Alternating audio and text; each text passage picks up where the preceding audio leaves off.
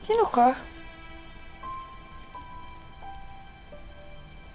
Bakit ang bait mo sa akin? Alam mo kasing bait mo si Biboy. Nung una ko siya nakilala.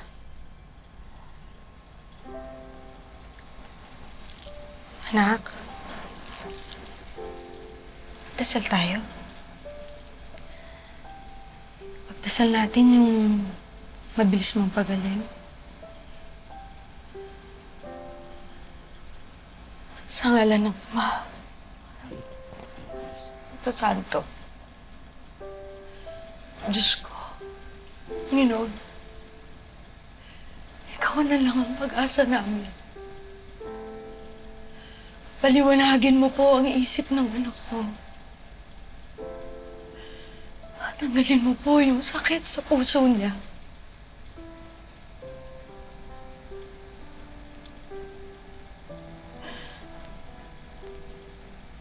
Saan kausap mo? Panginoon sa taas, anak.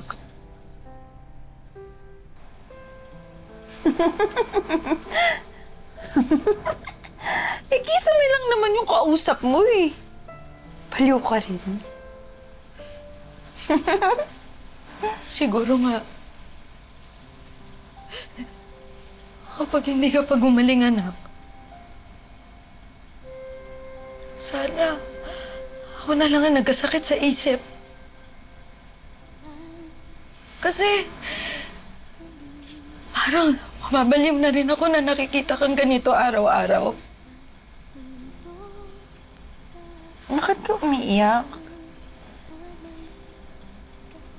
Alam mo, ganyan din ako nung iniwan ako ni Biboy.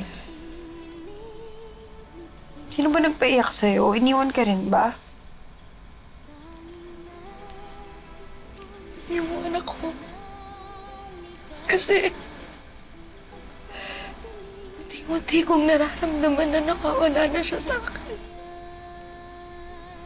Pero hindi ako susuko. Gagawin ko ang lahat. Hindi ko siya iiwan. Hanggang sa bumalik sa katinoan ng isip niya. Ganun ko siya kamahal. Mahal na mahal ko ang anak ko.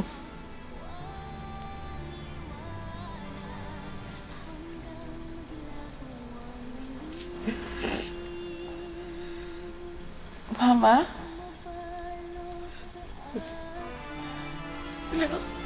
Mama?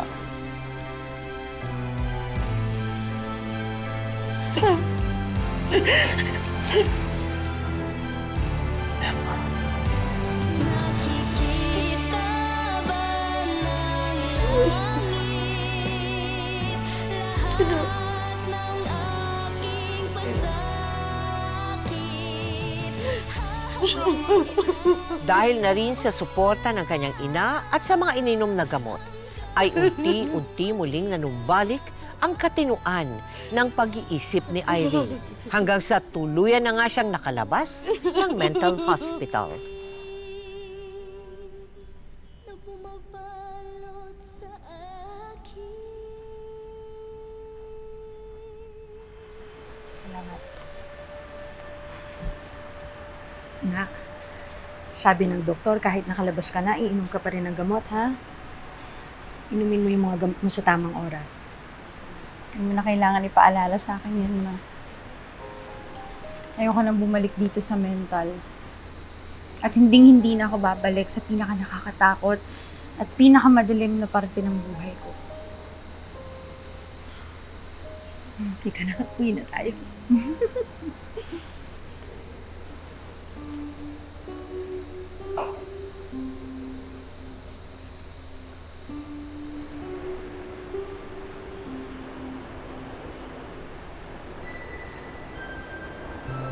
Biboy?